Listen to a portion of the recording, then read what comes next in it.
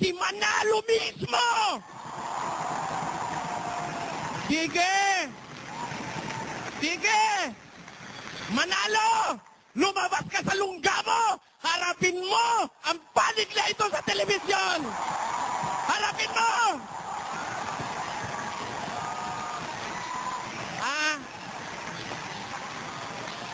Ang ginagawa nyo, umuupa kayo ng tagangak-ngak na puro mga sinungaling, nagpupuputol ng tape para pag-iba-ibahin ang sentido sinasabi. Kung talagang lalaki kayo, lumabas ka Manalo, hinahamon kita, patutunayan ko.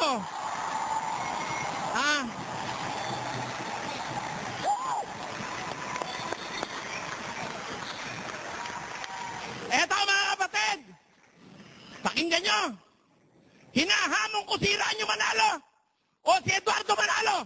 Patunayan niya ang iglesia ni Manalo, iglesia ni Cristo, tinatag ng tatay niya, totoo. Patutunayan ko sa demonyo ang iglesia yan, ayon sa Biblia. Eto.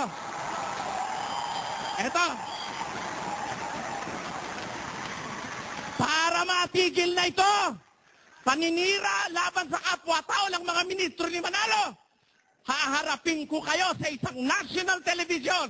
Magbabayad ako ng share, magbayad kayo ng share. Eto, pag hindi ko ginawa ito, mga kapatid, pag pumayag sila at hindi ko ginawa, layasan ninyo ang samahan ito, hindi sa Diyos ito.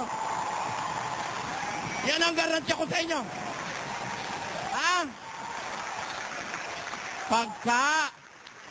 Pagka nangahas si Ranyo Manalo na lumitaw, tapos ako umatras, wag na kayong babalik dito. Hindi totoo ito.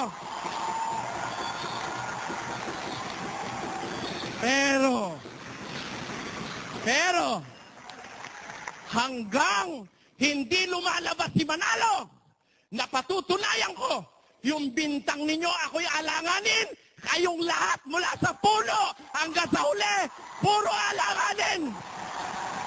Alanganin.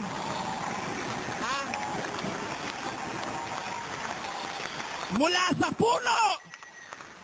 puno ng iglesia ni Manalo hanggang sa lahat ng kanyang ministro, pag hindi kayo lumitaw, tawag niyo sa akin na alanganin, babalik ko sa inyo, kayo ang mga alanganin at binabae. Yan ang masasabi ko. Hanggang dito, maraming salamat.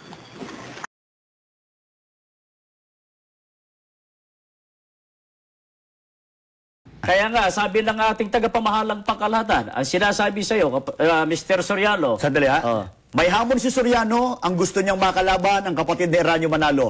Anong sagot ng kapatid ni Ranyo? Ang sabi sa iyo, ganito, Soriano, patunayan mo muna, makipagdebate ka muna sa Papa ng Iglesia Katolika at maglalating ka nga, sabi sa iyo, at saka tatanggapin yung hamon mo sa tagapamahalang pangkalahatan ng Iglesia ni Cristo. Pag hinarap ka ng Papa sa Roma, haharapin ka na rin ng tagapamahalang pangkalahatan sa Iglesia ni Cristo.